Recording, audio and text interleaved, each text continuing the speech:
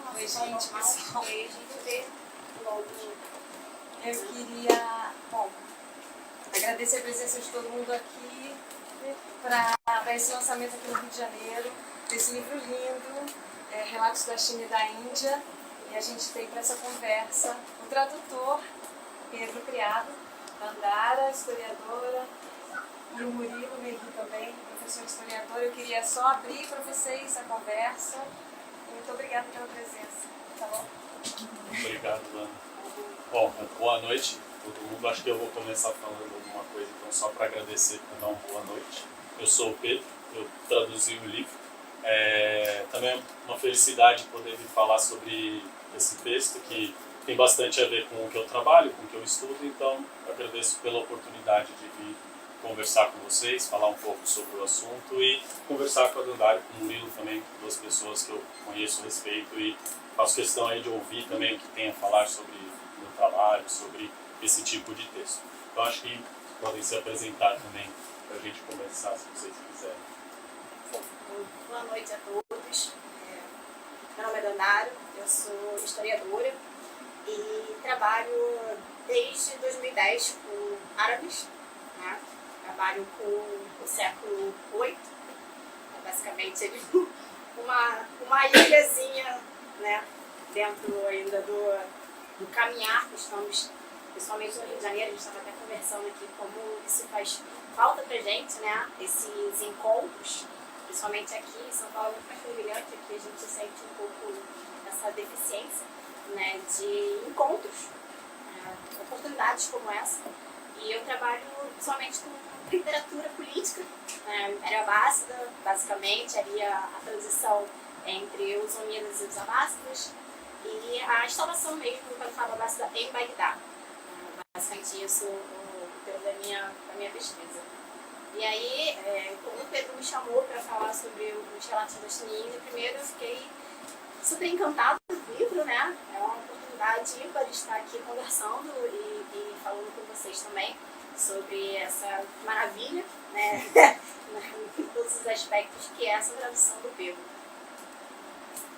Bem, então, boa noite. Eu quero inicialmente agradecer mais uma vez o generoso convite feito pelo Pedro e pela editora Tábua, que sempre tem uns eventos sensacionais sobre o Oriente Médio, sobre a cultura árabe-islâmica, né? A gente era carente desse tipo de iniciativa anos atrás, né?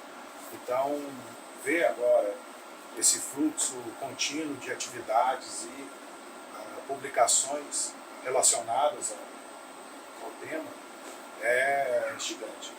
Minha geração foi a geração que tinha muita dificuldade de encontrar fontes, era um investimento muito alto para importar livros, fazer investimento em língua estrangeira e começar esse trabalho. Mas ver agora, eu já posso usar essa terminologia para uma nova geração, já estou ficando velho, mas uma nova geração que se empenha diretamente aí ao original é muito importante. Especialmente os textos históricos, a gente tinha uma média, que a gente tem essa questão em comum, né? Fomos orientados por uma média. Os três, né? Os três, perdão. Os três? Claro. Como é que pode então? Claro. Uma média é como a vacina da Covid.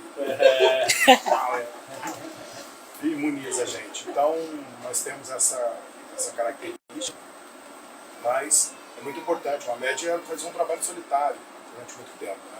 De os textos históricos, mais especificamente muitos desses relatos de viagem e das fábulas, para fazer essa tradução diretamente para o português. Ele é responsável pela primeira tradução direta do árabe para a língua portuguesa das Mil e uma Noites, por exemplo, né? E ver agora, principalmente no trabalho do Pedro, esse não é o único, não é o primeiro. A gente já teve a possibilidade de ver outros trabalhos de relatos, também traduzidos pelo Pedro, é muito animador. Nossos alunos na universidade, em especial, podem agora ter acesso a uma bibliografia diretamente produzida por pessoas que conhecem e têm o domínio sobre os conceitos e a língua árabe. Então isso é com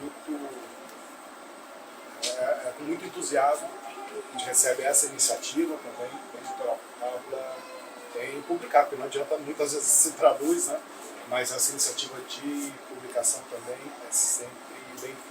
Quero agradecer mais uma vez o convite, a presença de todos, e tenho certeza que será um debate bem interessante. Eu queria ver com você que a gente vai fluindo os assuntos e vai desenvolvendo. Então, Certo, beleza. porque eu falei para ele, quando eu entrei em contato com o Pedro após receber o livro, né, aí eu pedi para ele fazer uma reunião, ele, então, porque eu quero ver algumas contribuições, eu falei, vários, né, porque eu peguei o livro e eu devorei o livro, assim, de uma forma que, como o professor Murilo falou, a gente fica muito entusiasmado quando vê uma fonte de extrema qualidade, como é o trabalho do Pedro. Não só pela amizade que a gente foi adquirindo, né, ao longo do mestrado dele no doutorado, através de uma média, mas é muito gratificante a gente ver que, como historiador, a gente consegue ter agora em mãos cada vez mais fontes que a gente possa trabalhar sem ter que praticamente escavar, né, e trabalhar somente com arqueologia ou trabalhar com material de outros livros que dificilmente tem um acesso muito amplo, mesmo para quem está dentro da universidade. Né? Eu acho que esse é um caminho que se abre cada vez mais e que possa fazer com que, até pelos meios acadêmicos, se tornar uma coisa mais usual. Né? A gente estava conversando isso um pouco mais cedo antes de começar propriamente o evento, né? Que mesmo dentro do ciclo acadêmico, o professor Murilo pode atestar isso muito mais do que eu ali como professor mesmo dentro da FRJ, e eu venho da UF, a nossa dificuldade de introduzir essas temáticas, até mesmo para os alunos, né? de agariar pessoas, né? Para que possam vir para essa temática, né? Que hoje está sendo cada vez mais facilitada pela Tábua e pelo Pedro. Né? Legal. Uma coisa que eu também acho que vale a pena comentar, que eu comentei rapidamente com a Dandara, é que eu acho que esse livro ilustra bem, que eu acho importante não só pela minha pesquisa, mas pela minha limitada experiência no horizonte de literatura e cultura árabe que a gente tem no Brasil, a gente tem um contato muito grande, quase que exclusivo, com a contemporaneidade árabe, e não com a história árabe. Quando a gente tem contato com a história árabe, ela é filtrada por, muitas vezes, a academia europeia, ou estudantes de língua francesa, inglesa, de alguma maneira com uma preconcepção muito já consolidada sobre essa tradição. Os árabes vistos pelos franceses, os árabes vistos pelos espanhóis, né? Sempre esse confronto entre os árabes, é sempre esse diálogo dos árabes com o Ocidente. Sim. Né? Sempre o olhar da alteridade. E o reconhecimento dessa importância somente por aquilo que existe de contato quase que direto e explícito entre essas duas coisas. Sendo que, se a gente for se limitar só a esse contato direto e explícito, ele vai ficar muito escasso. Ele é muito insuficiente. Então essa iniciativa já partiu de outros lados, né? O Bernard Lewis mesmo tem a iniciativa famosa do Islã visto pelos europeus, ou o que a Europa, os árabes falam sobre a Europa, né? Então, esse olhar de quem entende que existe uma importância da literatura árabe, na história árabe, por aquilo que ela diz sobre o Ocidente, é um olhar que eu queria também superar. Tanto que uma coisa que eu guardei, inclusive do lançamento que a gente fez lá com a Paula, é que a Paula Carvalho, quando ela faz essa abertura, ela fala: eu gosto desse livro porque não tem europeus. Eu falei a mesma coisa com você, né? E eu acho isso importante, porque é uma coisa que a gente está acostumado. Inclusive, assim, para eles que são historiadores, eu não sou historiador, sou beletrista. Mas, para eles que são historiadores, isso é muito evidente hoje nas discussões da história conectada, nas discussões da história global. E eu sempre tenho um pouco esse receio de que essa história conectada, essa história global, não seja tão conectada assim. Se a gente passa a olhar, por exemplo, um livro escrito pelo europeu sobre árabes e muçulmanos, e não um livro escrito por árabes muçulmanos sobre o mundo, né? Sobre si mesmo, sobre o próprio europeu, sobre o que quer que seja. Então eu acho que esse livro ele tem essa vantagem também, de como eu estava falando mais cedo para a Dandara, de possibilitar o contato com essa realidade histórica, cara. E a realidade histórica de uma temporalidade afastada, não de uma coisa recente, que aconteceu ontem. Não, estamos falando dos séculos 9 e 10. E para nós é um lugar comum a gente achar que o passado clássico é legítimo e válido e que só tem gregos e romanos, né? Tudo que está escrito em grego e latim é bom e clássico, e antigo e erudito, sendo que muitas dessas coisas não existiriam se não fossem árabes, né? E não só do ponto de vista material, da preservação, mas da leitura, da epistemologia, do ponto de vista. Então é importante sair não só do lugar do europeu que observa o oriental, mas também do oriental que observa outros orientais, ou que observa os próprios europeus, e que tem a sua maneira de entender isso e sua experiência no mundo em várias outras dimensões. Então eu acho que esse livro ele é uma ótima porta para essa iniciativa, a iniciativa do contato com a história, e uma história que normalmente a gente não associa a outros lugares que não essa tradição europeia, essa tradição clássica, greco-latina e tudo mais.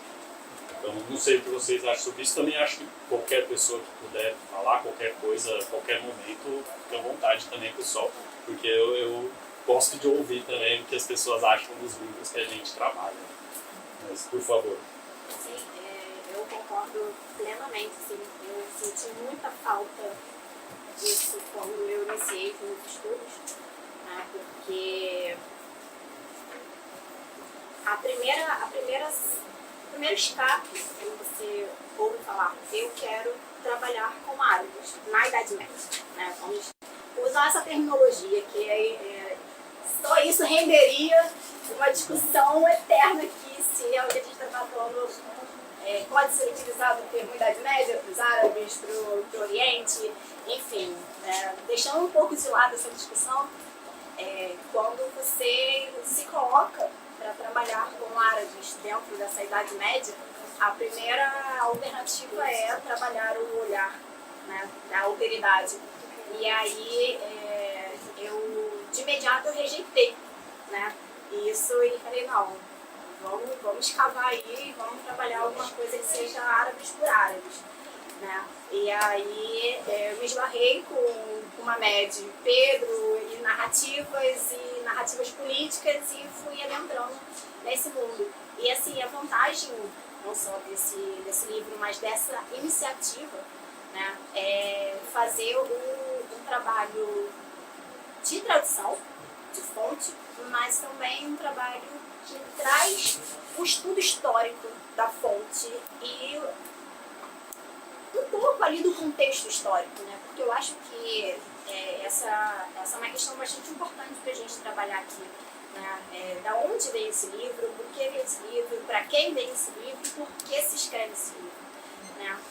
Eu acho que essa é uma discussão muito tangente para quem trabalha com literatura, né? E aí eu estou colocando, por exemplo, uma literatura que seja o dado ficcional, né? Então é uma coisa para a gente conversar por aqui, o que é ficção, o que é maravilha, o que a gente pode extrair dali como um estudo científico, né? Porque eu acho que é uma das discussões ainda que para mim já deveria estar lidado como encerrada, né? No sentido de não ser mais contestada. A utilização da literatura como fonte histórica, né? Ainda é um pouco contestada essa questão, principalmente quando a gente vai num período tão atrás, né? Nos séculos 9 e 10, né? Eu ainda um pouco mais atrás, no século 8, né? Porque utilizar a literatura ali se consegue extrair alguma coisa, né? Então, assim, a iniciativa do Pedro, da Tábua, trabalha muito isso, a fonte, né? Da onde veio os relatos, como é que esses relatos foram escritos, para até mesmo para o leitor que não seja acadêmico, né, não seja da área, conseguir entender o que ele tem em mãos, né? Não tem ali somente um entretenimento, né? Ele tem ali também um texto que tem toda uma estrutura por trás dele e tem toda uma história, no sentido de trajetória, né? na fonte estar ali, por que chegou ali e como chegou ali. Né? Então, eu botei algumas bolas aí para a gente poder ir trabalhando. Por isso, aproveitando um pouco essa discussão, acho que uma das coisas importantes que a gente deve levar em consideração é a forma de leitura desse livro. Esse não é um livro que a gente lê como nós estamos habituados. Né?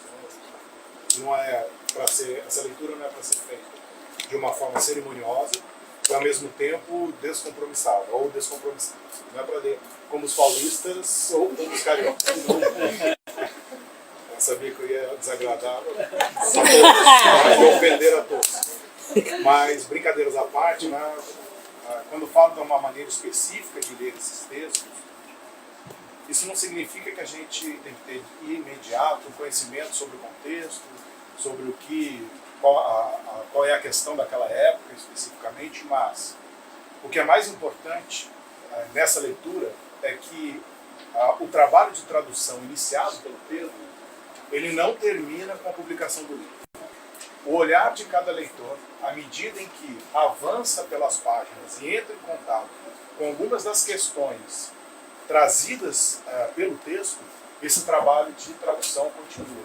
Porque é da responsabilidade também do leitor fazer uma espécie, ou entender o livro como se fosse uma espécie de tradução cultural daquilo que está sendo descrito pelo texto em si. Tá? Então, é muito importante que esse é um livro ruminante, vamos dizer assim. Né? Ele precisa ser lido e, aos poucos, também digerido, na medida em que a gente leva em consideração as camadas de significado que algumas questões do livro revelam. Tá? Então, por ser um autor muçulmano de um determinado período, ao falar de ritos fúnebres, eu vou dar spoiler. Sim, por favor. Ao falar, teaser, não é spoiler. teaser, perdão. Ao falar de ritos fúnebres, ao falar da prostituição, ao falar de elementos sociais e morais, que nós sabemos como são definidos em determinados contextos islâmicos, e como esse olhar se constrói, né, no cenário indiano e chinês, é a mediação dos nossos, da nossa leitura, do nosso olhar, que é o elemento fundamental dessa experiência. Então, por isso, a leitura cerimoniosa, ou seja, aquela que tenta tão somente olhar pela maneira como o autor coloca a questão, e a descompromissada, como se ele tratasse dos temas de forma solta, a gente precisa encontrar sempre um balanço entre essas questões. Né? Por isso a ideia de uma tradução contínua. Tá? Por quê? Porque, de forma indireta, nesse que a gente está chamando de um subterrâneo do texto, há questões aqui que são importantes para o próprio entendimento da civilização árabe-islâmica. Noções de temporalidade, por exemplo, que aparecem em algumas partes do texto, não apenas ao descrever calendários e questões movidas de contagem do tempo, mas também sobre a maneira de se relacionar com o espaço, são importantes. Há também aqui uma noção de tradição e modernidade, que é completamente distinta daquela que o Ocidente constrói a partir, em especial, do Renascimento, depois do século XVIII, né? Porque a civilização árabe-islâmica é capaz de produzir essas noções a partir da sua própria experiência e uma própria noção de conhecimento, e aí sim baseada no arcabouço epistemológico e cultural do Islã, que também está presente, que as fronteiras entre os campos de conhecimento, como nós definimos hoje, ou a partir do século XVIII no Ocidente, entre, sei lá, né, a matemática, a literatura, a engenharia, a arquitetura, essas fronteiras são completamente porosas. Porque o conhecimento em si, ele é, por definição, um conhecimento plural. Então, ao descrever uma determinada idiosincrasia do povo indiano ou chinês, aqui não é tão somente um trabalho de uma descrição comparativa imediata, mas é também de dizer muito sobre como o Islã entende algumas questões humanas do campo do conhecimento. Acho que a questão inicial é muito importante, é uma questão que sempre também eu acabo passando por cima, porque para mim ela está um pouco naturalizada. Isso não é um livro de literatura, né? Porque a gente pensa literatura como uma certa coisa hoje.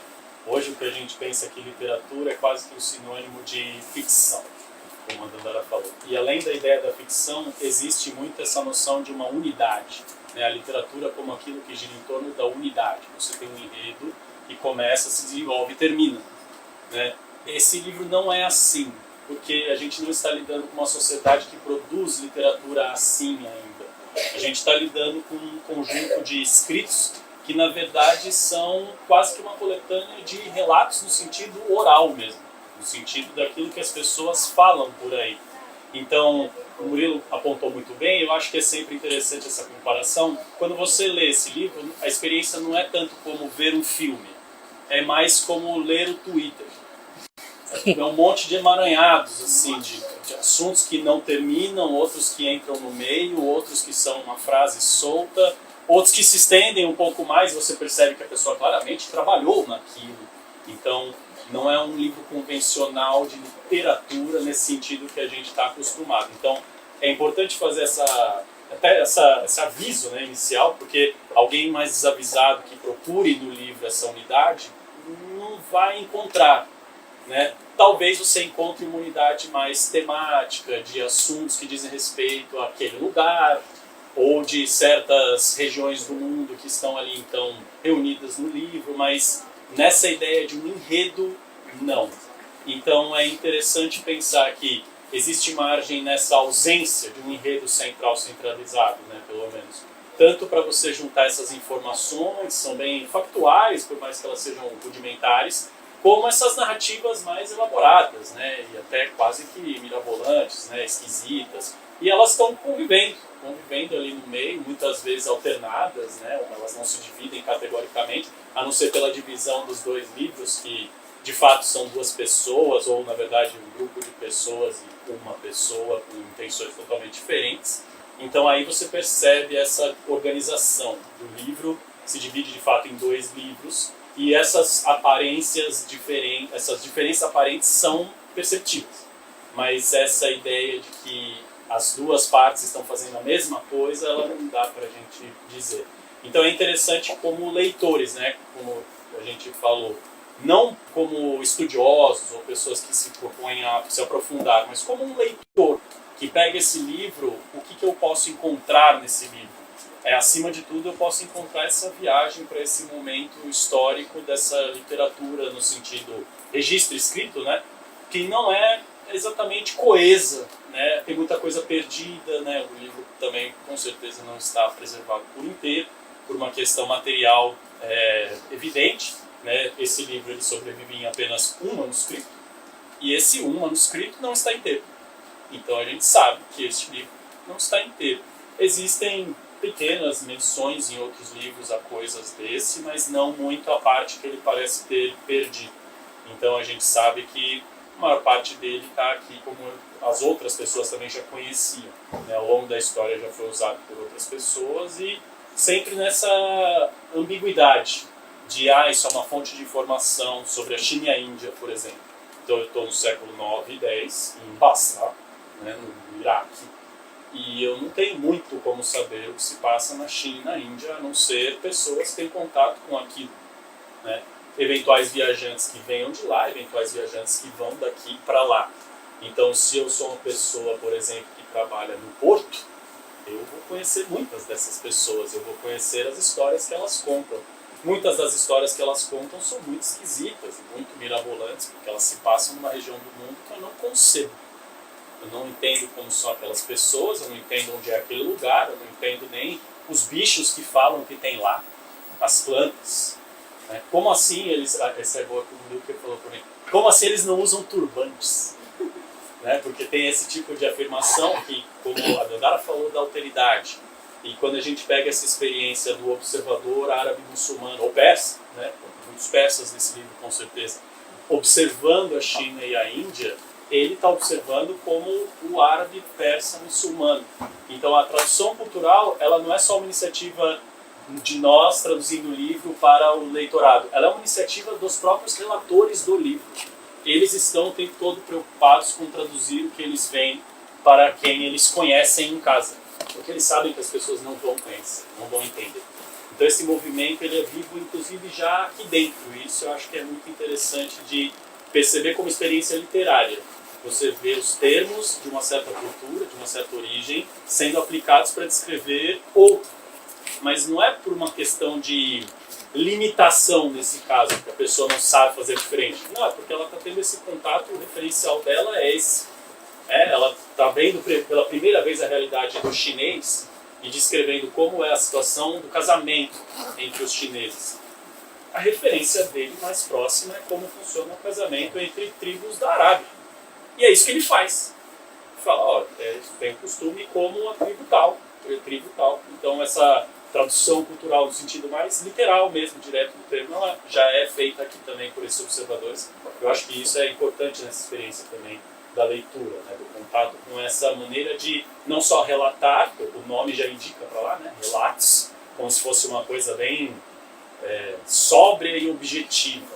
Mas não, é um relato tendenciado pelo observador, né, por todos esses observadores. Esses observadores têm esse grande ponto em comum da cultura árabe, muçulmanos, persas, né, tendo esse lugar de partida e vendo coisas tão diferentes como a China e a Índia. A gente entra um pouco no cuidado ali com os teasers, né? Não. Spoilers.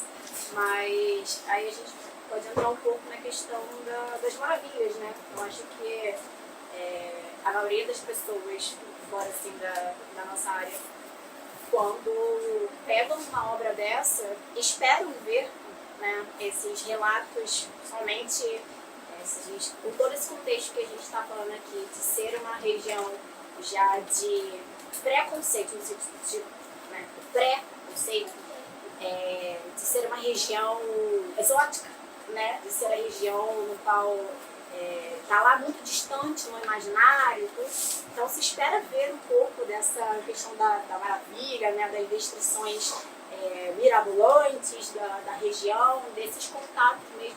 E aí eu estava conversando com o Pedro, quando a gente se encontrou, sobre a forma como os autores, né, porque aí a gente pode mais pra frente falar da autoria, da autoria, mas como relatado essa diferenciação ou essas maravilhas dentro do livro para essa sociedade. Eu sempre lembro do rinoceronte que não tinha juntas. Ele não tem. O rinoceronte que não tem joelho. Ele descreve, é um bicho parecendo com búfalo, né, mas é um bicho que não tem joelho. Aí eu lembro dele fazendo assim, tipo, como é que o bicho vai caminhar se ele não tem articulação? Né? Então, assim, é uma mistura mesmo da observação, mas uma observação pelo que ouviu dizer, e aí quem comenta um ponto, e aí a gente vai aprofundando essas questões da maravilha. O que você acha? A maravilha é um tema importante aqui, porque também é uma questão que a gente acaba lidando no sentido específico das maravilhas num contexto pré-moderno, né? Como a gente fala, maravilhas, como essa ideia da literatura das maravilhas. Então a gente tem outra concepção de maravilhoso e maravilhamento hoje, que na literatura está muito mais associada a essa experiência, nesse caso do livro, daquilo que é o distante, o exótico, o diferente, e que é traduzido nesses termos que de fato não tem muita elaboração. Então é também uma tópica literária, né? Não é necessariamente fruto de uma observação da pessoa que está olhando o negócio ficando deslumbrada. Às vezes isso está no nível da elaboração do texto. Desculpa. Eu queria saber, tipo assim, esse livro é um livro de experiência literária ou um livro de viagem? Então, E como catalogar ele na literatura? Essa pergunta é difícil. No caso, eu coloco ele em ficção. Certo.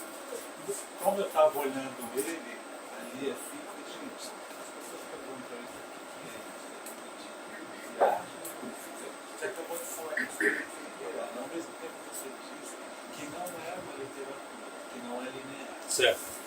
E aí, para colocar esse livro, eu coloquei todo livro na tábua.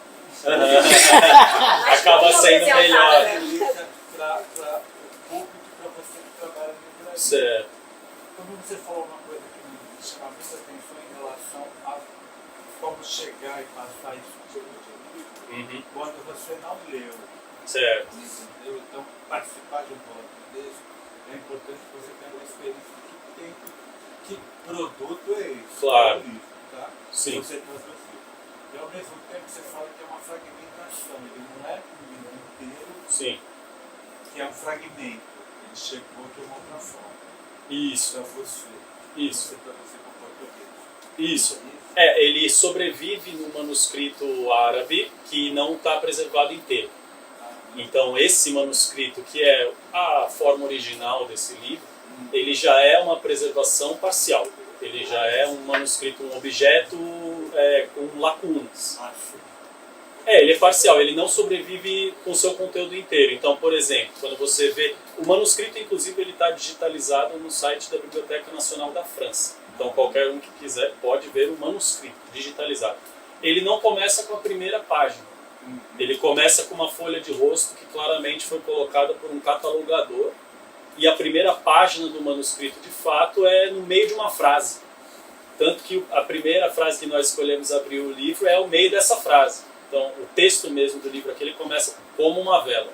Porque eu não sei o que tem antes disso, porque foi perdida as outras páginas. E tem pelo menos um ponto aqui, depois desse início, que também tem uma lacuna de páginas. Aí você percebe pelo objeto também, pelo objeto manuscrito. Então, se você for pensar em catalogação, aí fica difícil pela questão histórica e tal. Mas isso é um livro de relatos de viagens. Relatos de viagens. A questão puxando, a fragmentação material, não só literária, porque a fragmentação literária, ela é regra nessa época. Não existe essa ideia de coesão, de narrativa que começa, se desenvolve e acaba. Sim, historicamente comum em vários lugares, que é basicamente uma ideia, não de como a gente falou agora há pouco, a questão da autoria é uma questão importante, porque a gente tem um nome aqui, né, Abu Zaid Hassan As-Sirafi, porque é o nome da pessoa que se apresenta no livro. Ele fala, eu fui encarregado de conferir o primeiro livro, porque esse livro na verdade são dois. Na quebra de um para o outro, o começo do segundo tem essa figura, o Abu Zaid, falando, eu fui encarregado de verificar o primeiro livro. Mas ele não fala por quem, para quê, como, ele só fala, eu fui encarregado. Ou seja, ele não é o autor. Ele é um encarregado de verificar um primeiro livro, que a gente não sabe quem é o autor. O que a gente costuma usar para essa época histórica é o termo compilador. Porque o compilador dá mais essa ideia de uma pessoa que não cria, mas sim reúne as coisas. Então, o Abu Zaid com certeza é um compilador do livro, mas para efeitos práticos, a gente se refere como se ele fosse o autor, no sentido de que esse objeto, o livro, é produto do trabalho dele. Essa junção dos dois. Então, se fosse dar um resumo, qual a categoria? Relatos de viagens. Sim. Só que aí o problema é que são relatos de viagens que as pessoas estão descrevendo criaturas mirabolantes, costumes esquisitos. Então, não é só experiência empírica. Tem muito de experiência empírica, mas tem muita imaginação, tem muitas narrativas populares, tem as maravilhas, como a Dandara falou, que são essas partes que literariamente, claramente, não são fruto de uma experiência factual, são mais fruto desse deslumbramento, que é muito comum de época, não só aqui entre árabes. Não há gregos e romanos, chineses. Sim. Que é a apresentação do que é o livro.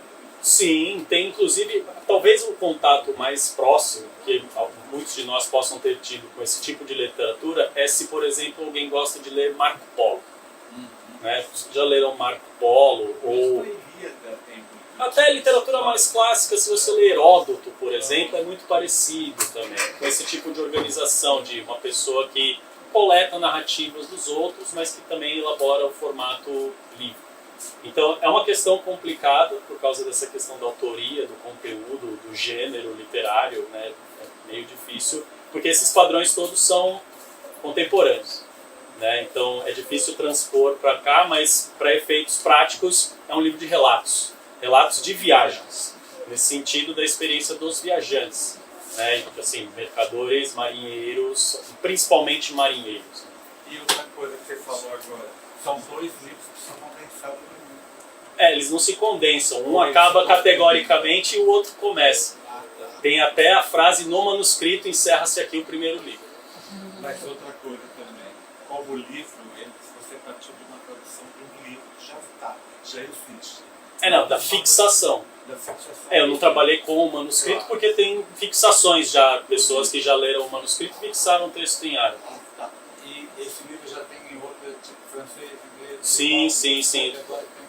A primeira tradução ao francês dele é do século XVIII.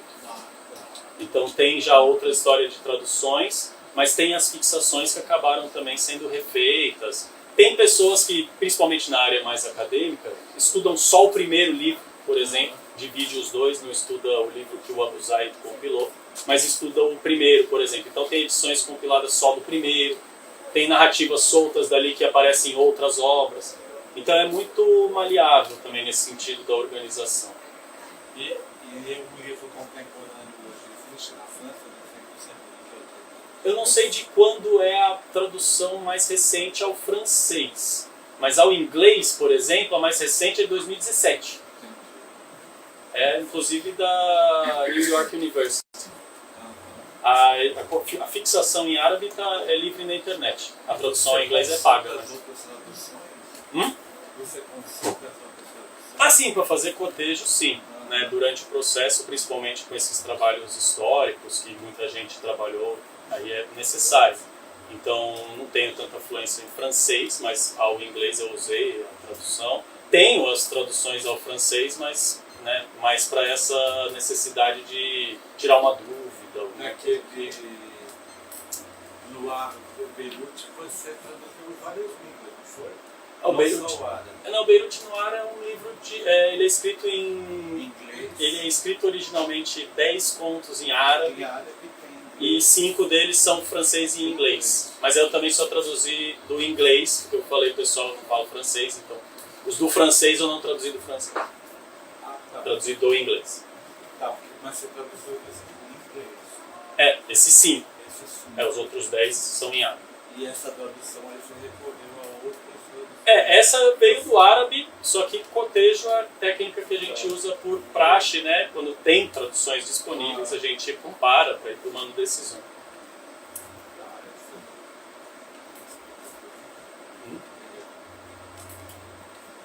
Por favor. Acho interessante essa questão da fragmentação do texto. Você já ouviu falar isso? Sim. Mas eu vou falar 1 milhão e um, que eu acho que é uma questão importante. A maneira como o texto é estruturado está muito relacionada à forma como o conhecimento é construído no Islã nesse momento.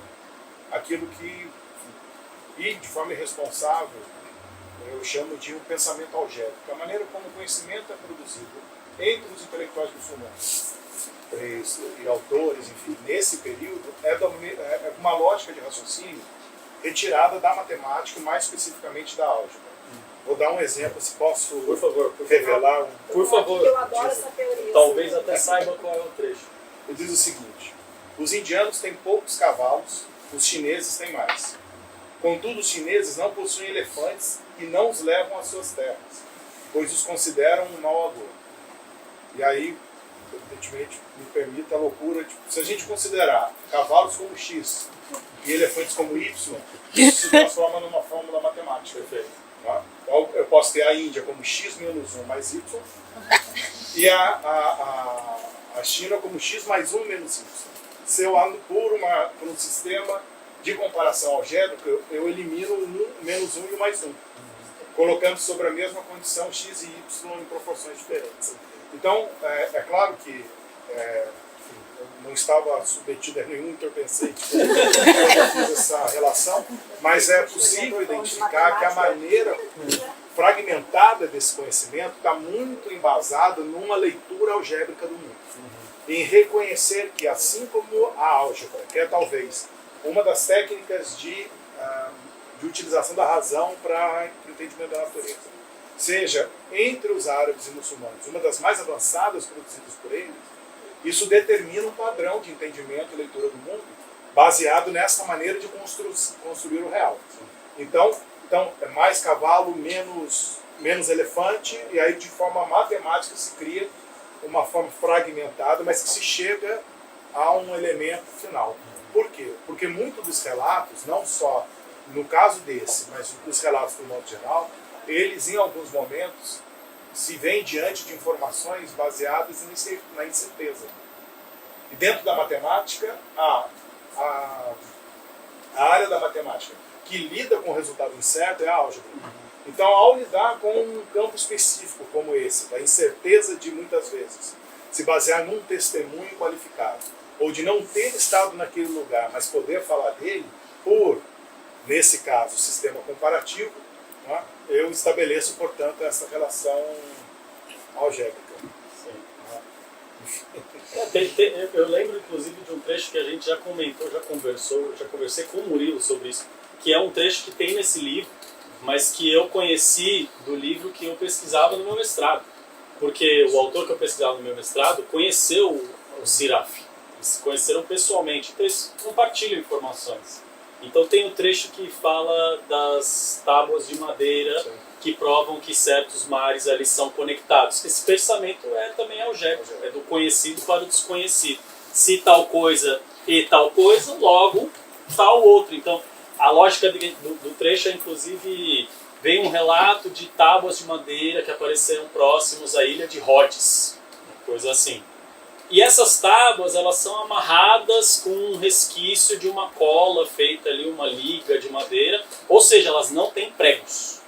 Então elas não são dos habitantes daquela região, porque os habitantes daquela região têm pregos. Isso quer dizer, né, o Allahu Alam, e aí vem a afirmação do desconhecido, e Deus sabe mais, né, porque tem essa consciência também de que aquilo que você está falando não é exatamente verdade. Então isso suscita essa ressalva de Deus sabe mais. O que eu estou falando aqui pode ser, mas quem sabe mesmo é Ele ali. Então ele fala, e isso prova que os mares são ligados. Por quê? Porque as tábuas são comuns no outro tal lugar. Ali no caso para ele é a região da Abissínia, né, a costa Swahili para nós hoje.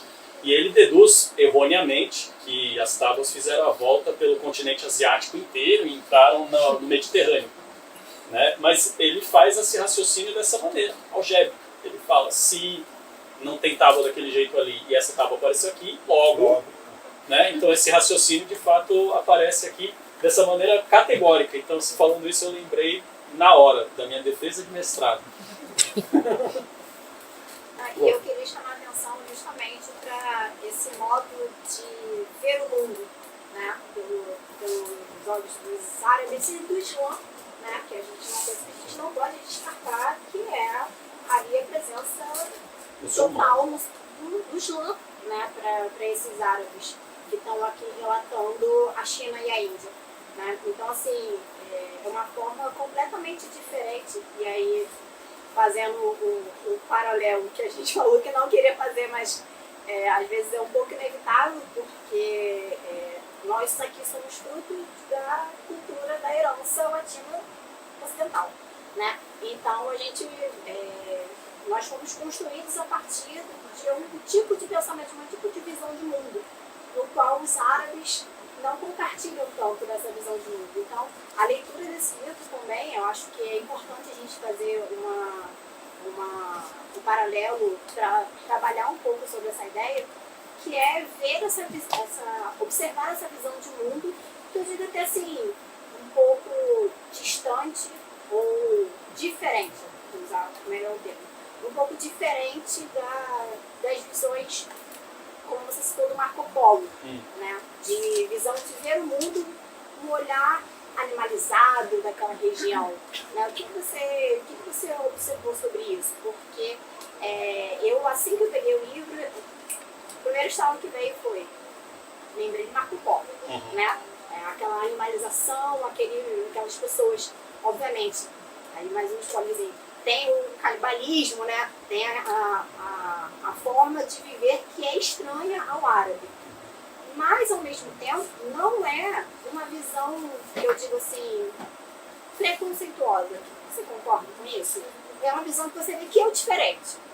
Aqui dos árabes, o Islã, a gente não agiria assim. A gente não comeria essa carne, e essa carne não é o tipo de carne que nós comeríamos. Né? Não é uma carne halal, né? Mas a gente come. Ok.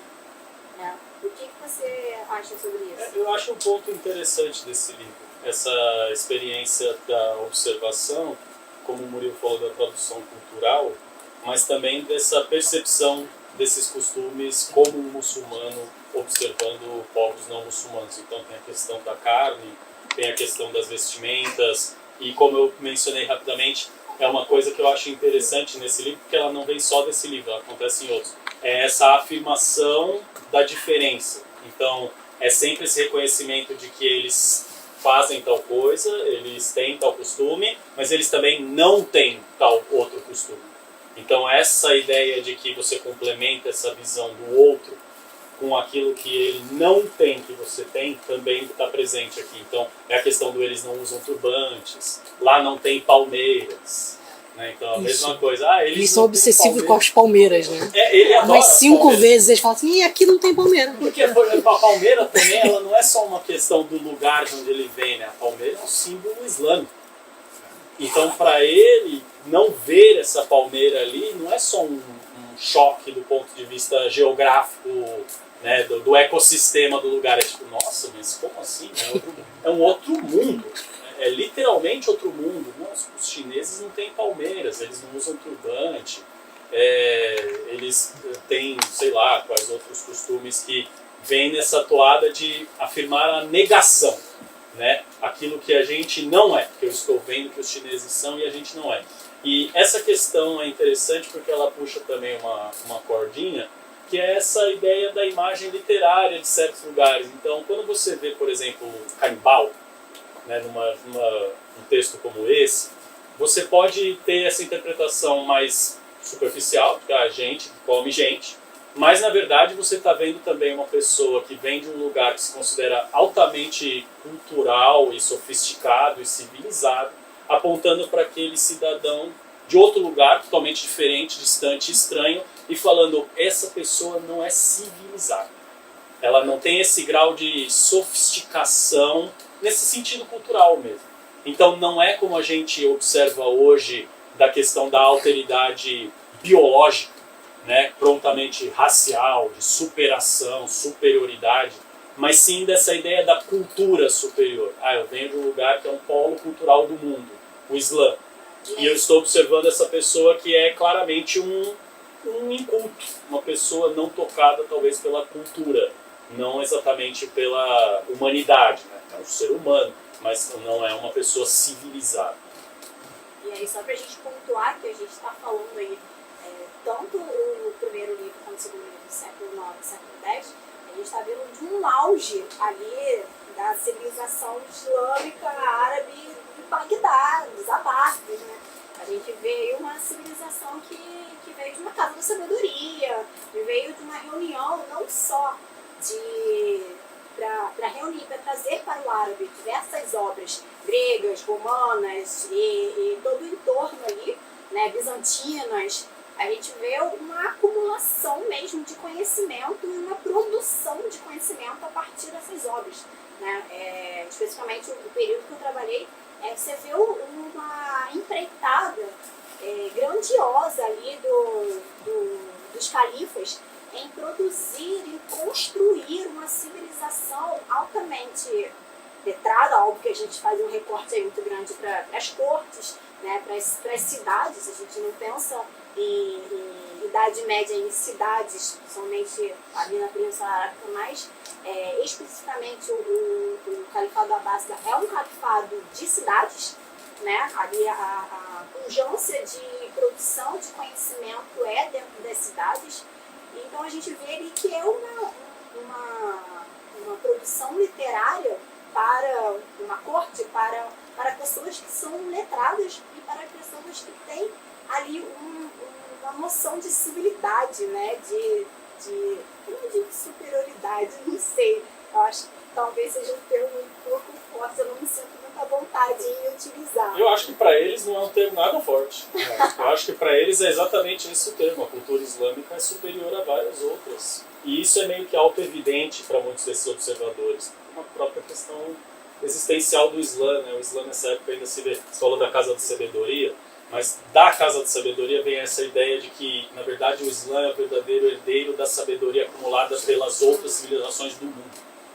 Então, nessa época, um muçulmano culto ele se acharia a pessoa mais culta do mundo. Ele se acharia, talvez, o suprassumo da civilidade. Então, não acho que é forçado, historicamente, até que cabe bem. Isso faz do Islã também um projeto civilizador. Perfeito. A sua expansão, a possibilidade que essa gente entre em contato com algo que é superior, que é... Por isso a importância de escrever que eles comem gente, que eles vivem nus, né? E em um determinado momento diz, graças a Deus, nós não reproduzimos essa prática por aqui. Né? E isso muito baseado também em duas características que aqui aparecem fortemente ao longo do texto, que a primeira é a própria definição de um refinamento árabe-islâmico. O Malek Shebek tem uma discussão sobre isso, aplicada a Al-Andalus, mas eu acho que em parte, mesmo que entre Omíadas e Abássidas, né, isso circule de algum modo, isso também cabe em alguns momentos desse relato. Ele vai dizer, o refinamento árabe-islâmico se divide em três condições. O palácio, a escrita e a comida. O palácio, que pode ser o lar, a casa, a família, por isso a prostituição é um problema, por isso a sombra, vou dar o Pisa, que o rei tal permite que sua filha vá ao bosque com os estrangeiros, e a gente sabe o que isso significa. Né? Então, e graças a Deus nós não temos essa prática aqui. Que é essa afirmação da negação. Exato. E aí, claro, né, a família e o palácio são elementos fundamentais de constituição desse refinamento. A escrita, claro, o modo como se produz a escrita e os relatos estão inseridos nessa abordagem, e a comida, que é um elemento de discussão a todo momento, o que se come, o que não se come, essa carne nós não comemos, ou enfim, as palmeiras e as tâmaras estão também descritas por esse elemento. Mas o que isso traz nessa noção de refinamento? São pelo menos três características importantes. Primeiro, a capacidade que a cultura árabe islâmica desenvolve de negar a imortalidade, é um elemento fundamental. Então, a todo momento, né, essas obras são feitas para serem perenes, e não só as obras, mas enfim, o próprio Islã como uma experiência civilizacional. Então, negar a mortalidade é importante. Isso faz com que, por exemplo, rituais fúnebres sejam sempre temas a serem descritos. Os indianos queimam os corpos dos seus mortos, enfim, assim. E eles acreditam na transmigração das almas. Transmigração da alma é um tema que vira e mexe, aparece. Né? Reencarnação. Então, isso é importante. Então, negar a mortalidade, né? É um tema fundamental desse refinamento. Magnificar o impossível, que a todo momento, né, seja chamando Deus, né, a figura divina, em determinados trechos, mas também dando esse ar do maravilhoso, algumas descrições. Magnificar aquilo que faz disso algo incomparável. É um elemento de refinamento. E mostrar como, em relação aos chineses e indianos, no caso desse relato, os árabes se distanciam e têm maior controle sobre a natureza. Porque, por exemplo, em determinado momento, ao descrever as monções, isso fica muito evidente. Né? Como a vida desses indivíduos sofre interferência direta da natureza, enquanto nós somos capazes, pelo engenho humano, de construir outra maneira de se relacionar com o ambiente. Então, esse é um dos elementos fundamentais desse projeto civilizador que aparece no texto. E o segundo, para não esticar muito o que eu estou falando, também um outro argumento do Malek Shebek que é importante, que é o binômio honra e vergonha, que é a questão moral como parte desse projeto civilizador. Então, se vivem nus, se acham a prostituição algo aceitável, se tem templos destinados à prostituição, à carreira da prostituta, isso também entra por essa régua moral que constrói essa noção de refinamento que a maioria desses relatos, em especial os relatos da China e da Índia, também demonstram. É curioso que tem essa necessidade, mas como a Dandara também falou, dessa diferença do observador que consegue humanizar e complexificar o observado, eu vejo isso também, mas eu vejo também uma disposição muito grande desses relatores em descrever a complexidade daqueles observados, como os chineses principalmente, eu acho. Acho que o livro ele fala muito sobre os chineses e os indianos, mas os chineses especificamente eles parecem ser para os observadores uma civilização muito sofisticada também. pessoas com costumes muito complexos, uma estrutura dinâmica de vida complexa, uma cultura complexa. Então, não existe essa ideia de que só porque eu sou muçulmano e isso me torna civilizatoriamente superior, logo todo o resto é lixo. Não, né? O resto tem outros tipos de méritos, como por exemplo os chineses, que têm uma alta sofisticação fabril, por exemplo. A habilidade artesanal dos chineses é elogiada a todo momento, são os grandes fabricantes do mundo, né? Pessoas que sabem fazer, construir qualquer coisa. Eles têm burocracia estatal chinesa descrita nesse livro. Tem emissão de documentos, né? Você quer circular numa estrada chinesa no século IX, esses são os documentos que você precisa. Então, é o tipo de sofisticação que esse observador está dando para o observado. Está falando, ó, esse observado aqui tem a sua estrutura social, que também tem suas complexidades. Ele não é um muçulmano, mas isso nunca é afirmado. Né? Isso é sempre essa afirmação da negação. Graças a Deus conosco não é assim. Né? Eles não têm tal coisa. Mas nunca é categórico de, não, eles são inferiores. Não, isso não existe. Esse pensamento não é articulado em nenhum momento. Existe esse reconhecimento dessa complexidade, apesar dela ser confusa. E isso é mais característico com os indianos. Os indianos, uma sociedade meio confusa para esses observadores, até porque no momento histórico a Índia estava mesmo mais fragmentada que a China. Então, não é só a dificuldade do observador, são circunstâncias históricas também que se colocam ali. Né? Então, a ideia de ter o contato direto em um livro e no outro livro esse contato ter se rompido, isso mexe com o tipo de coisa que você vai saber também daquele lugar, você vai expressar sobre aquele lugar.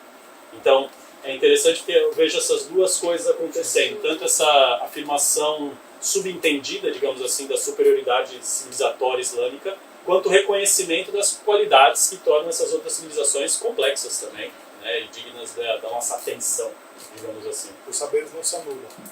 E nesse caso, a gente vê ainda que do ponto de vista moral ou da salvação, o Islã esteja numa condição aos olhos desses autores, né, desses viajantes, e seja superior, isso não os retira do plano de Deus. Né? Apenas, evidentemente, os coloca em uma condição diferente da qual. Sim, Murilo, eu fiquei intrigado agora, porque até sua fala, que eu estava achando que essa regra moral do Islã, esse processo civilizatório, só fazia os relatos de viajantes descer a porrada, né? Vai ter o que vocês estão falando, também é encantamento. Sim, Ou seja, a descrição da complexidade, de burocracia, isso também é encantamento. Não sei se se expressa claramente, mas também eu estou entendendo que há essa brecha de encantamento. Com certeza. Não, e essa afirmação, às vezes, ela é mais direta do que a afirmação da superioridade islâmica. A afirmação da superioridade islâmica ela é sempre subentendida.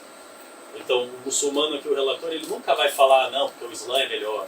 Né? Isso é uma coisa mais de outras literaturas, em que o relator ali, alguns geógrafos, historiadores, eles têm o costume de falar, o rei dos romanos, aquele cachorro, por exemplo. Isso acontece. Aqui não. Esse tipo de explicitação assim nunca vem, mas a explicitação desse reconhecimento da complexidade dos chineses ou dos indianos, isso vem. E isso vem dessas maneiras um pouco mais diretas mesmo. Eles inventaram uma questão interessante. Esse livro tem a menção, fora da literatura chinesa, mais antiga ao chá, né? Uma coisa que a gente associa à China historicamente.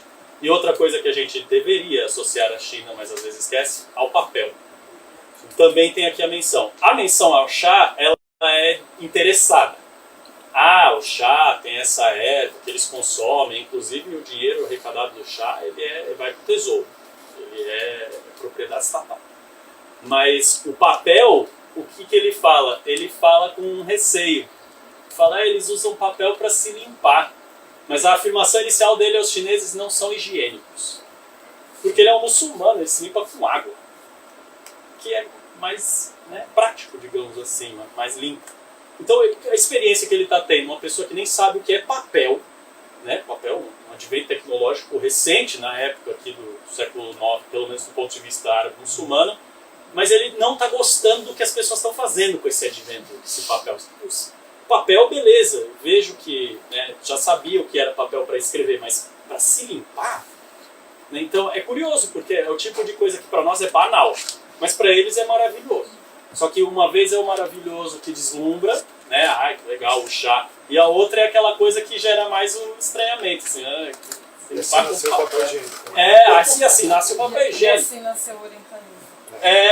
O orientalismo aí bebendo nessas dicotomias, né? Uma coisa suscita deslumbramento, outra coisa suscita total aversão, assim. E essa questão do papel ela é categórica nesse sentido, porque as duas coisas são meio banais. A gente para pensar hoje, chá e papel. Não são exatamente as duas coisas mais deslumbrantes do mundo, mas elas parecem como coisas incríveis. Por quê? Porque eu não conheço. Né? Não existe esse consumo difundido de chá pelo mundo. Ou o papel como uma coisa mais, né, pacífica e benéfica do mundo. Utilizado para outra coisa que eu acho estranho. Né? Entra em choque com a minha cultura. Um exemplo que eles mencionaram que é particularmente interessante do ponto de vista tradutológico, que eu acho que você vai gostar também, Daniel, é a questão do consumo da carne. Porque tem uma certa expressão que ele fala da carne que os chineses consomem de animais abatidos de maneira imprópria. Em árabe isso é uma palavra. Em árabe isso é maita. Maita é morto, cadáver, defunto. Quando o muçulmano fala eles comem carne de defunto, de morto, o que ele quer dizer é a carne está abatida errado. Mas ele usa uma palavra. E nessa uma palavra você tem essa tradução cultural. Essa transposição de que, olha, eles comem carne que eu não como. Agora a carne do rinoceronte ele come, né? Ele fala, a carne do rinoceronte pode, nós comemos. Né? Assim como ele fala, o Ibn Batuta fala. Porque eles comiam, não. Porque ele pode, porque não é um animal como o porco, né? Ou que tem as proibições lá próprias do animal. Então pode, nós comemos. Agora o outro lá não pode. E ele resume isso em uma palavra, que é intraduzível. Tanto que o que eu fiz, vou botar a nota ali, porque a nota dá conta de dizer, ó, isso daqui, gente, é uma palavra. Só que se eu não traduzir essa uma palavra como o que ela quer dizer, você não vai entender o que ele quis dizer. Ah, eles comem carne de morto. Tá bom, estranho comer carne de vivo, né? Aí, carne de cadáver. Ah, tá bom. Né? De fato, tem que estar cadáver para comer. Mas ele está querendo dizer outra coisa. Ele não está querendo dizer, essa carne não é halal. Essa carne não é halal, é maita. Carne de morto, de defunto. Então é uma palavrinha, mas que você percebe como suscita essa ideia dessa tradução cultural do muçulmano que precisa identificar aquele costume como algo a partir do que ele conhece. E para a galera da tradução, tem outras ocorrências? Não. Então, a questão da tradução desse livro é curiosa por um motivo diferente, que é os estrangeirismos. Né? O livro é cheio de estrangeirismos, é cheio de palavras que vieram provavelmente de uma língua, não sei se do chinês mesmo, tem umas palavras que parecem ter vindo do chinês, parece ter vindo umas ali de uma região da Índia, talvez, uma palavra do persa, mas que se mantém ali e às vezes tradutologicamente fica difícil se a gente não sai do árabe também, né? Vai para essas outras línguas ou para um outro contexto que você dê conta, mas dessa perspectiva assim, do termo árabe usado de uma maneira muito idiosincrática, esse é o caso mais evidente, com certeza. Muito tempo você levou? Eu não me lembro, cara. Porque assim, esse livro ele apareceu na minha vida a partir de um nome, né, que é o Suleimana Tej. Quem é Suleimana Tej? É o autor do primeiro livro. Por que autor? Porque, como eu disse, eu não sou partidário da teoria de que o primeiro livro tem um autor só. Né? Se ele tem, eu não sei quem é. O próprio livro não me conta. Ele tem um nome ali no meio a quem ele atribui um relato. Então, Suleimana Tej disse que na cidade de Hanfu, onde é Hanfu? É Guangzhou, na China. Só que é adaptado ao árabe. Então, Hanfu. Só que você tem que saber que o cara está transformando o som Guangzhou em Hanfu. Então, na cidade de Hanfu, na China, tem um juiz muçulmano, tem um qadi, que julga e arbitra questões entre muçulmanos. Esse é o relato atribuído a Suleimana Tej. Só. É isso que a gente sabe que foi ele que disse. Mas o pessoal que estudou, vários orientalistas, até por uma questão didática, reúnem o primeiro livro nesse um nome. É o relato de Suleimana Tej. Só que nada me comprova no livro que ele é o relator do livro inteiro. Ele pode até ser o compilador do livro inteiro, mas também nada me diz que ele é. Então, por via das dúvidas, como é muito mais comum, é mais provável que esse primeiro livro seja uma compilação de vários relatos do que uma obra de uma pessoa só, né? Aí sobreviveu, como a gente falou da questão material, sobreviveu na parte que existe ainda o nome Suleiman Ateja. Mas nada impede que nos partes perdidas ali tivesse outro nome, né? Tivesse outros informantes. Então essa questão foi o que me levou para o livro. E aí comecei a ver o Suleiman, porque ele aparece na literatura de viagens, né? Como um desses primeiros indícios de um viajante, que a gente sabe o nome, que a gente sabe para onde foi, o que fez. Porque esse sim, claramente, era um mercador que conhecia a China. Né? Tem dados ali sobre a China que são factuais, são verídicos. Então, ele conhece. Mas a autoria, não. Do jeito que o Abu Zaid fala, eu fui encarregado, não. O primeiro livro não tem isso. Então, essa questão é interessante também, porque foi como chegou para mim, aí desde então fui trabalhando. Não saberia te dizer o tempo. Não saberia mesmo. Até porque o livro não é muito longo, mas ele suscita essas reflexões que se estendem, né? É um trabalho difícil de você fazer de maneira linear. Assim, vou sentar, vou começar e vou acabar. Meio difícil. Posso ler um trechinho Claro. só que explica a Por coisa favor. da admiração, por favor, com as outras culturas? Há um sentido de justiça em determinado momento em que é muito claro no texto a admiração em relação a como os chineses lidam com a justiça. Então ele diz o seguinte, né, que você pode entender até como uma crítica à própria maneira como os árabes fazem. Está lá falando sobre os chineses, ele diz o seguinte: eles têm uma pedra erigida de 10 cúbitos de altura, na qual está cinzelada uma lista de remédios e enfermidades. Para tal doença, o remédio é tal. Se a pessoa é pobre, o custo do remédio é pago pelo tesouro público. Se alguém tem um filho homem, seu nome é registrado com o soberano.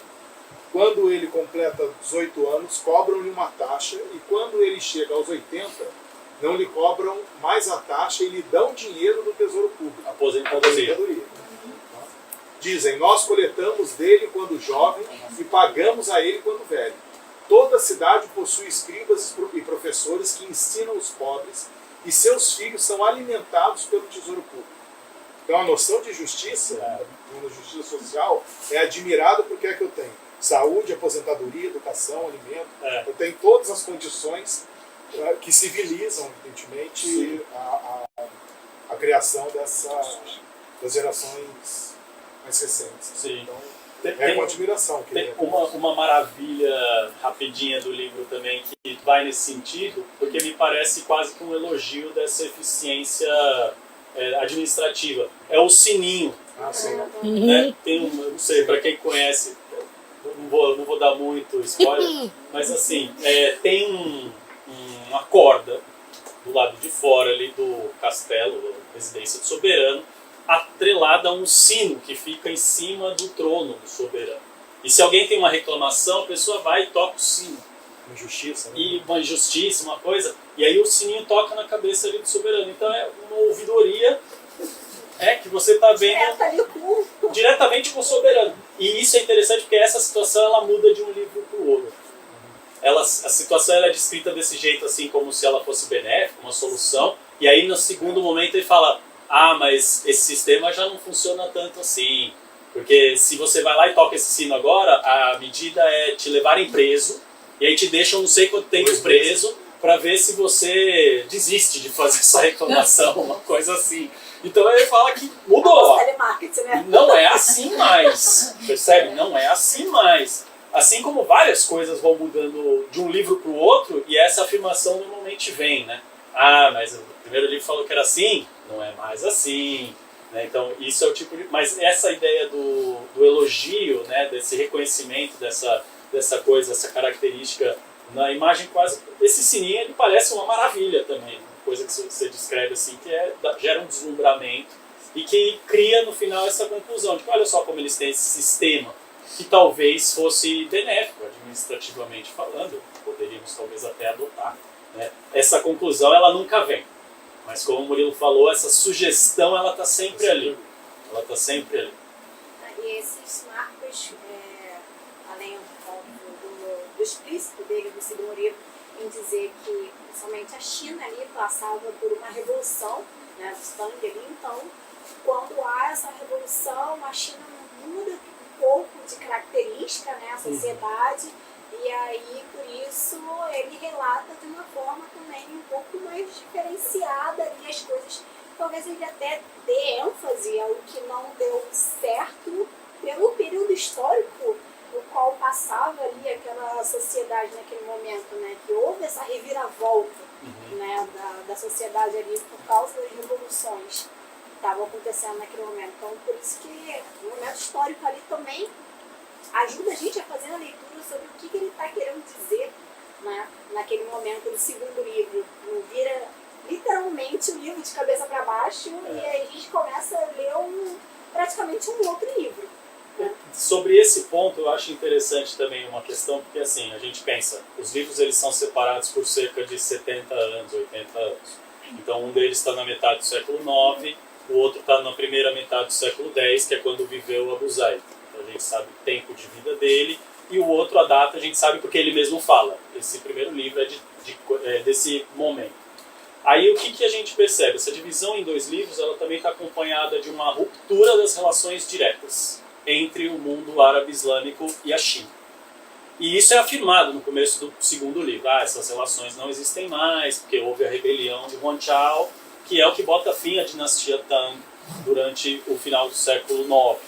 E ele afirma isso, relata isso. Só que o que aparece para mim na maneira de elaboração do livro, sobre como uma consequência disso, é que se você lê o primeiro livro, ele parece muito mais fragmentado, até enxuto, mas ele tem muito mais informações factuais, né? Ele não é só isso, mas ele tem várias. O segundo livro, né, como eu gosto da expressão, então eu vou usar também, você percebe que o Abu Zaid está jogando para a galera. Ele não está preocupado com factualidade, ele está já dentro de uma realidade que tem um gênero literário de histórias de marinheiros. E tem pessoas que querem ouvir histórias de marinheiros. Daí nasceu uma figura que provavelmente é o primeiro contato de todo mundo aqui com a história desse livro, que é um personagem chamado Simbá o Marujo. O Simbá, ele está na ponta final do processo de fabulação ao qual esses textos foram submetidos. Então eles têm uma matriz que começa factual, relato, só que ela vai agradando um certo público. E esse público vai começando a contar e recontar e extrapolar essas histórias, e o Abu Zaid é um desses. É uma pessoa nobre, né, uma pessoa bem relacionada ali com governantes e tudo mais, mas é uma pessoa que claramente não tem a experiência vivida do marinheiro. É uma pessoa que está mais interessada em relatos dos marinheiros, histórias mais mirabolantes e menos em narrativas factuais. Por que eu acho que isso é importante do ponto de vista das relações com a China? Porque essa fabulação ela é um recurso muito comum ao desconhecimento. É você não ter o contato direto com o lugar, você não pode transmitir informações daquele lugar. Então o que você faz? Você começa a fantasiar, você começa a fabular o que vem de lá, o que está lá. Eu não tenho mais como receber o relato vindo de lá, então eu começo a contar histórias que servem a esse público, que estão interessadas por esses temas, mas que não estão sempre interessadas pela factualidade, elas estão mais interessadas por essas narrativas. Aí a gente chega, como eu falei, às Maravilhas da Índia, que é um próximo livro, né, também mais mirabolante do que esse, e o Simbá o Marujo, que coroa o processo, porque a gente não associa o Simbá à literatura factual, né? Apesar de, do ponto de vista material da construção dos manuscritos do Simbá, haja informações factuais no Simbá. Tem um parágrafo inteiro desse livro na tradução do Mamed. E não fui eu que coloquei lá. Não foi o Mamed, é o manuscrito. O que os manuscritos, provavelmente, dessas histórias do Simbá faziam? Alimentavam-se desses relatos. E a partir desses relatos você criava essa ideia de uma personagem, que é o marinheiro, que conta histórias mirabolantes e tal. Então, o parágrafo do rinoceronte. Se você quiser, faça esse experimento em casa. Se você tem a Livro das Mil e Uma Noites, edição do Mamed, terceiro volume, ciclo de histórias do Simbá Marujo, segunda viagem. Tem um parágrafo que é exatamente o mesmo parágrafo. E aí você percebe que isso é uma relação, então... Bom, qual que é o parentesco que essas duas coisas tinham? As suas histórias de marinheiros, né? Então, a figura do marinheiro, que a gente entende bem isso com a figura do pescador. História de pescador, você coloca aqui história de marinheiro, sem tirar nem pôr. É a mesma ideia. É a ideia de que essa pessoa relata uma realidade muito distante para ser verdade. Então eu peguei um peixe desse tamanho. Desse tamanho. O marinheiro é meio que cumpre essa função aqui, de contar de ser esse narrador das histórias mirabolantes. Né? E assim, eu acho que ao mesmo tempo vai instigar a volta do comércio. Então, incentivar quem estava ali meio que na dúvida se aí vamos trazer agora as relações comerciais, né? Que é uma coisa que a gente ainda não falou um pouco aqui. Eu acho que é um tema muito importante no livro, que tanto no primeiro quanto no segundo tem a parte factual, né? Tanto de até explicar a monetização das coisas, né? Fazer ali um paralelo entre o quanto uma moeda custa e a outra não. Então, assim, voltando um pouco, eu acho que essas histórias mais mirabolantes também ajudam, né, a instigar essas pessoas a irem fazer o comércio lá, né? E também uma parte que ele fala quando tem o Cadiz, né? Então, você acha uma hora de um dos seus vídeos, você comenta isso, né? De ser um porto seguro para os islâmicos irem, os muçulmanos irem até lá. Olha, tem alguém ali que vai assegurar a estadia de vocês lá, tem um juiz que vai ajudar, vai auxiliar vocês lá. Mas, assim, é um mundo mirabolante, é um mundo de perigo, sim, mas também há o porto seguro, também há a possibilidade de você ganhar dinheiro, de você comercializar, de você fazer essa viagem. Não é uma coisa de outro mundo fazer uma viagem dessa, né? É uma coisa perigosa, mas não é impossível. Mas não é impossível. Almejável em E as recompensas, né? Sim. Aí quando ele começa a descrever a quantidade de produtos, né? Sim. Que ali são possibilidades eternas de comercialização ali, né? O âmbar, o almíscar, né? A seda chinesa e indiana. A história da seda, para mim, é sensacional. O almíscar, que é descrito como se extrai o almíscar do próprio cervo almiscarado, né? E o produto, nessa literatura como um todo, não só aqui, mas literatura geográfica árabe-islâmica do período pré-moderno, o produto ele nunca é só o produto, ele é um localizador geográfico. Porque as pessoas elas não são todas versadas em cartografia, mapas, onde é os lugares do mundo. Não, então às vezes o produto é o único contato que uma pessoa tem com um determinado lugar. Você sabe o que é incenso qamari, por exemplo. Você sabe onde é al-qamar? Al-qamar é de onde vem o incenso qamari. Pronto, você explicou para uma pessoa que nunca viu um mapa na vida onde fica um determinado lugar do mundo. E o contato dela com isso foi um produto. Uma coisa que chegou para ela aqui, que ela tem condição de ver e saber. Talvez para a maioria das pessoas seja o único contato que essa pessoa vai ter com aquele lugar do mundo, mas agora ela sabe onde é aquele lugar, por exemplo. Então essa função do produto na literatura comercial, ela é muito importante, porque a gente se apega de novo, por uma questão da contemporaneidade, ao comércio como um sistema de relações pessoais, né? É uma relação entre o árabe e o chinês, uma relação entre o árabe e o indiano.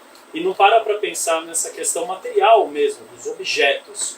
Então, uma curiosidade interessante do ponto de vista histórico sobre esse livro é que o primeiro livro ele é contemporâneo ao resquício arqueológico mais antigo que se conhece dessa relação entre o mundo islâmico e a China, que é um naufrágio na Indonésia, chamado Belitung, e onde tem porcelana chinesa do século IX, num barco árabe.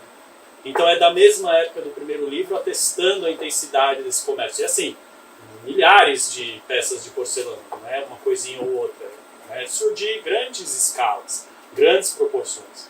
Então, o produto ele é esse contato com aquele lugar, ele é o contato com o luxo, né? Como a gente pensa, produtos seletos e tal, mas ele tem essa função mais do que só ser um objeto cobiçado. Às vezes ele cumpre essa ideia de explicar para toda uma população quem é uma outra população, de onde vem um determinado objeto, onde é aquele outro lugar. Então, Do ponto de vista comercial tem a questão das relações, mas eu acho interessante que os produtos fiquem aparecendo desse sentido. E essa parte dos produtos talvez é a parte que mais se preserva nessas outras narrativas que a gente falou, que vão extrapolando. Então o próprio Simbá, se você já leu, é cheio de almíscar e olíbano e não sei, várias coisas. A seiva tal, a seda tal, uns nomes esquisitos, né, de frutos e grãos e essências, né, e cheiros e coisas que você percebe que tem essa história aqui. Esses produtos eles não estão sendo só uma lista bonita de nomes, né? Eles estão dando toda uma lista de um percurso praticamente que esse viajante faz. E avaliando, né? O almíscar do Tibete é melhor do que o almíscar da China. Ainda faz um juízo de valor ali, né? Dos produtos, né? A apreciação. É. Gente, acho que já fez 1h e pouquinho. A gente podia fazer as últimas considerações. O que vocês acham? Vocês que sabem. Eu. Quanto for. Beleza. E quem quiser fazer pergunta também, Por favor. Eu tenho uma curiosidade, uma pergunta Diga, curiosa. Vocês estavam falando da admiração que eles têm pelos povos que eles estão narrando e até fiz um post sobre isso na tábua, que são os 4 reis do mundo, segundo eles. Mas tem uma malandragem. E é isso que eu queria saber da malandragem, porque o rei dos árabes é o principal, aí o segundo é o da China, o terceiro é o de Roma e o quarto é o perfurador de orelhas. É o dos indianos. O que é o dos indianos? Mas por que eles falam o perfurador de orelhas? Não falou 2 indianos? Você quer falar a malandragem? Imagina. Então, porque a questão essas listas elas acontecem em outras obras também. O fulano, no caso ele está falando, por exemplo, o rei da China que diz, não sou eu que estou dizendo que o melhor rei do mundo é o rei dos muçulmanos. Estou botando na boca do rei chinês que o maior rei do mundo é o rei dos muçulmanos. E assim, isso não é exatamente uma verdade pacífica que todo mundo aceita. Ele está colocando na boca do rei do chinês que o melhor rei do mundo é o rei dos muçulmanos, sendo que isso não tem muita factualidade mesmo. É uma autoafirmação. Quando o muçulmano coloca isso na boca do outro rei, ele está afirmando de novo a superioridade do Islã. Então, como ele faz isso? Ele coloca na boca do rei chinês para dizer que o maior rei do mundo é o rei dos muçulmanos. Não foi ele que disse, percebe? Não sou eu, muçulmano, que estou falando, nós somos melhores. Não, o chinês está falando que nós somos melhores. Falou de verdade? Não importa. O que importa é que eu estou colocando na boca dele. Então a malandragem, na verdade, é essa. Você está colocando na boca ali do outro soberano que a sua cultura é superior, no fim das contas, que a sua presença é superior. E você percebe que isso vai acompanhado de um certo momento histórico também, que esse muçulmano ele precisa se afirmar. Né? Porque em casa, né, na região ali de Bagdá, por exemplo, esse período ele já é um período que a gente começa a ver uma certa instabilidade surgindo.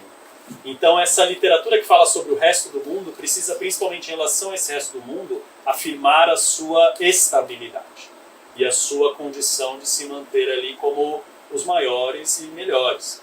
Então tem esse truque e tem a questão do perfuradores de orelhas, que na verdade é essa descrição quase que estereotípica mesmo, né, do indiano por aquilo que ele suscita de mais imediato. Ele tem as argolas nas orelhas, ele tem os penduricalhos e tudo mais, e isso torna muito diferente de mim. Então essa afirmação ela também vem para gerar esse reconhecimento dessa diferença.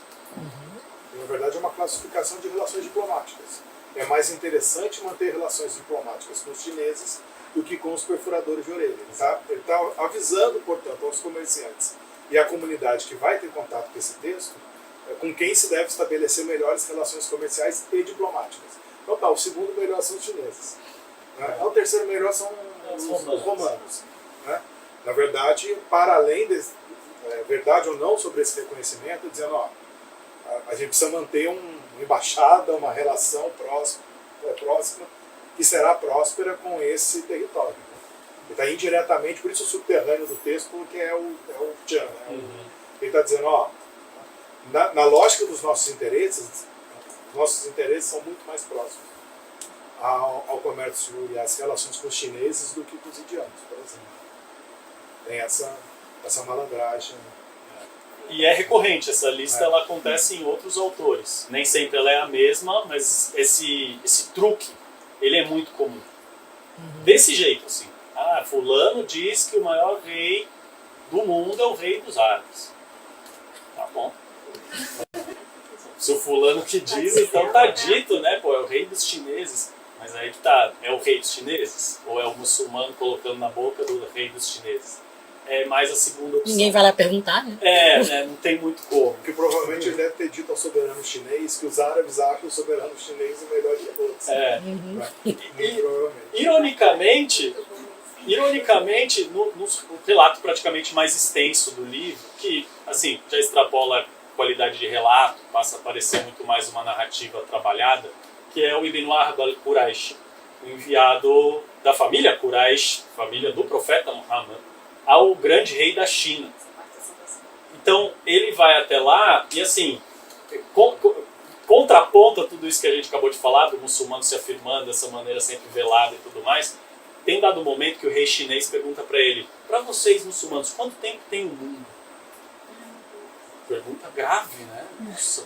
E aí ele dá a resposta abraâmica.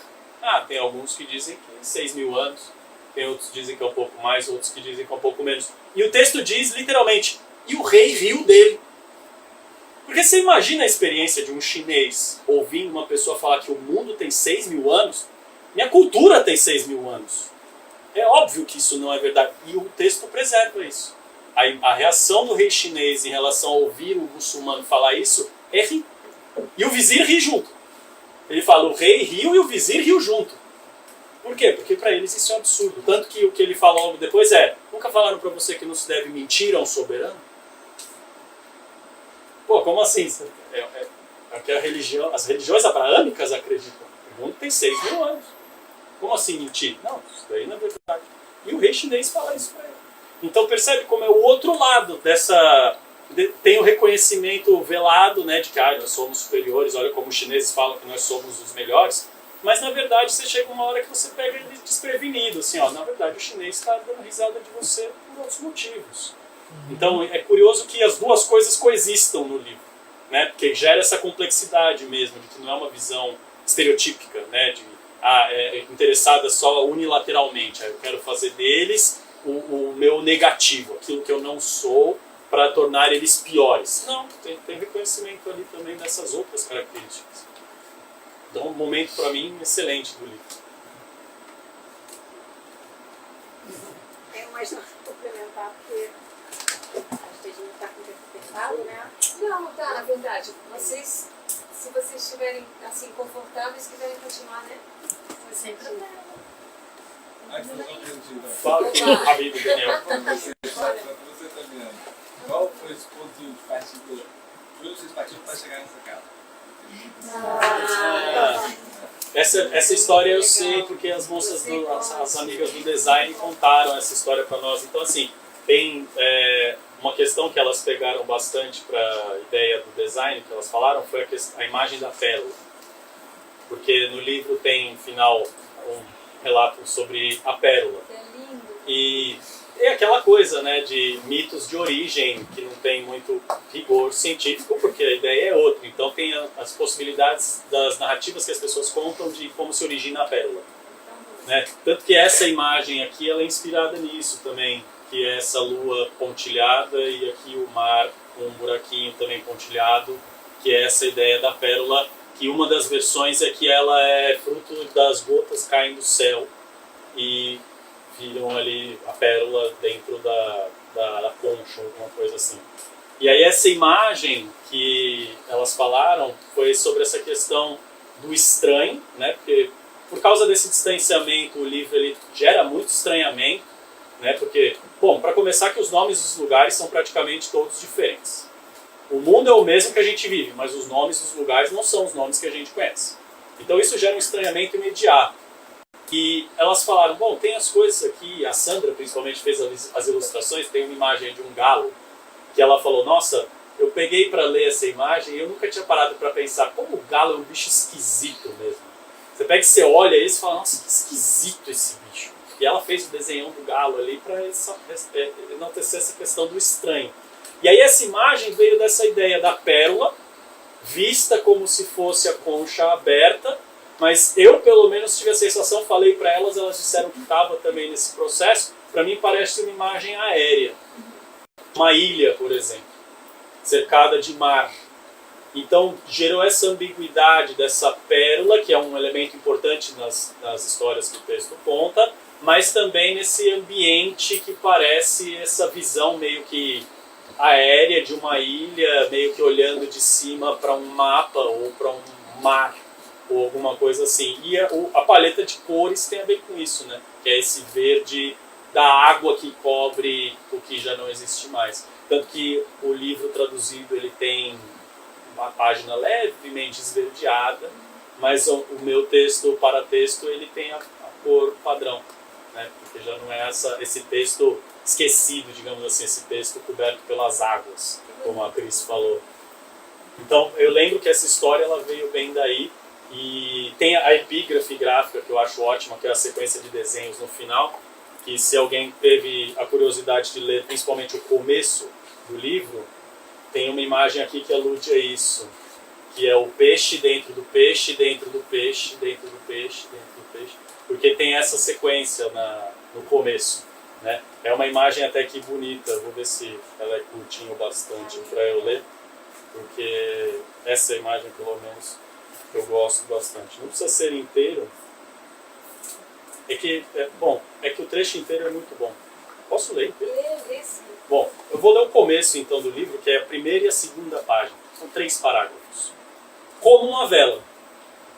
Ponto.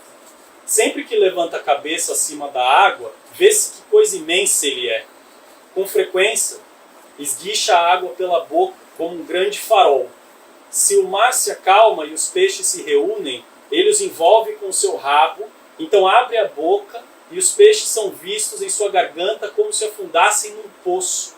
Os barcos que estão nesse mar o temem, e à noite os tripulantes batem tábuas de madeira como as dos cristãos, com medo de que ele atinja o barco e o faça naufragar.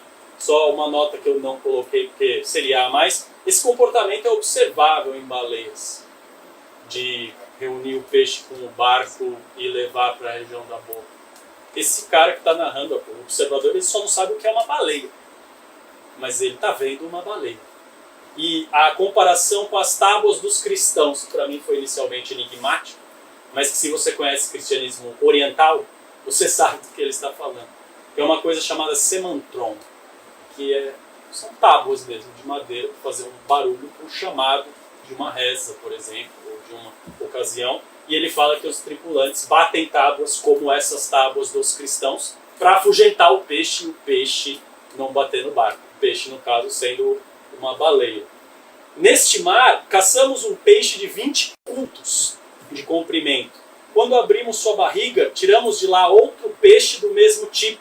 E quando abrimos a barriga do segundo, lá havia mais um peixe como ele, todos vivos e se debatendo, semelhantes uns aos outros em aparência. Esse peixe grande é chamado de wal. Há outro peixe chamado lashak, que mede apenas 1 cúbito. Se, apesar de sua imensidão, o wal se excede em sua tirania e causa danos aos demais peixes do mar, este pequeno peixe o domina, entrando em seu ouvido, e não sai até que o tenha matado. O lashak gruda nos barcos, então o peixe grande, temendo o pequeno, não se aproxima da embarcação. Neste mar, há também um peixe cujo rosto se parece com o de um ser humano, e que voa acima da água. O nome desse peixe é Mij.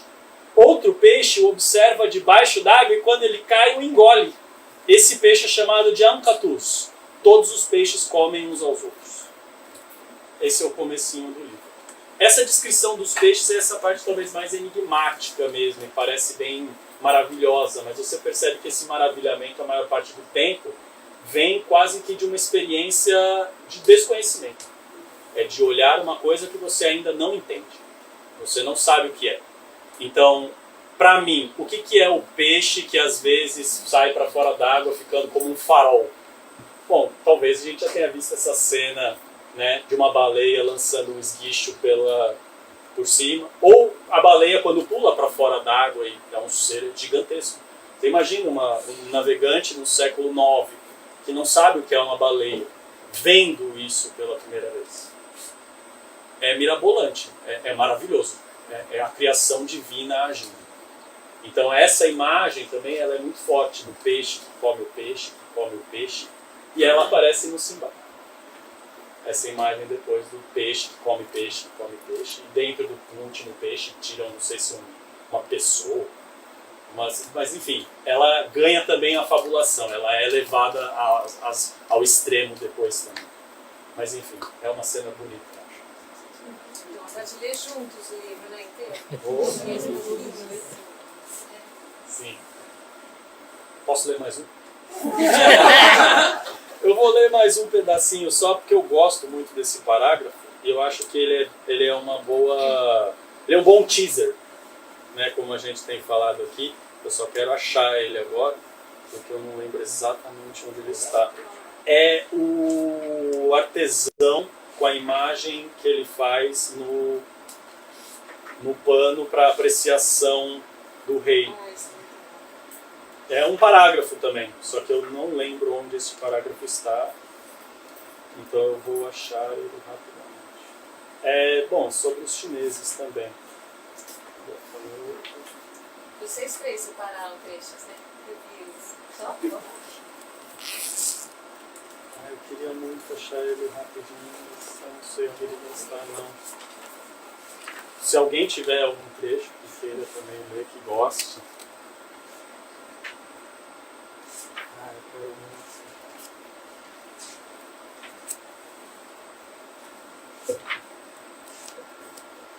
Se alguém achar e me fala que... É no 1 ou no 2, você sabe? O que eu me lembro é no 1. As ações...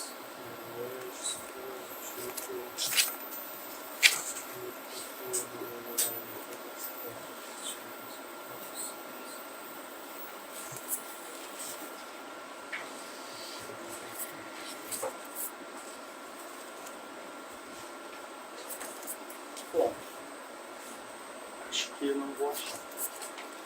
Será que é no livro 2 e eu que não lembro? Eu me lembro de ser no livro 1. Se vocês quiserem ler algum que você escolheu até aquele toque, né? Eu queria ler então um trecho para a gente salientar mais uma vez sobre a questão do estranhamento e não estranhamento, somente o apontamento do que é diferente, mas sem um julgamento assim, de estereótipo. Aí é o finalzinho do primeiro livro. Os chineses são mais bonitos que os indianos, e suas roupas e montarias são mais parecidas com as dos árabes. Quando montam, sua aparência se assemelha à dos árabes, pois usam túnicas de mãos largas e secos.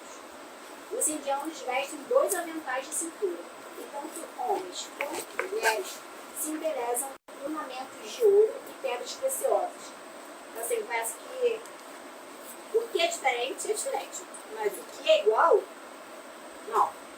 Árabes, chineses, ou indianos e árabes, né, estão ali, de certa forma, apesar da distância, com uma proximidade cultural. Né? Então acaba sendo, não fácil, mas acaba sendo mais tranquila essa movimentação entre as culturas. Né? Apesar do estranhamento, há ali uma fluidez, né, dessas culturas, há um pontos de simbiose e de encontro, né, que ele o tempo todo salienta na obra, não é só o estranho, o diferente. Tem muitos outros trechos assim que encantam. Separei um aqui também. Ele diz o seguinte: além do que já descrevemos sobre os assuntos dos governantes do povo da China, há o seguinte: eles urinam de pé, bem como fazem todos os demais súditos de suas terras. Os governantes, os generais e as pessoas eminentes possuem tubos de madeira envernizada, cada um com um cúbito de comprimento e um buraco em cada ponta. sendo o de cima largo bastante para a glande. Quando o homem quer urinar, ele fica de pé, aponta o tubo para longe de si e urina por ele. Eles alegam que isso é mais saudável para o corpo, que todas as dores na bexiga causadas por cálculos na urina são decorrentes de se urinar sentado, e que a bexiga só se esvazia completamente quando se urina de pé. Essa é muito boa. Então, é claro que isso pode ser tomado, evidentemente, como se descrever tratados médicos, né? Um período, né?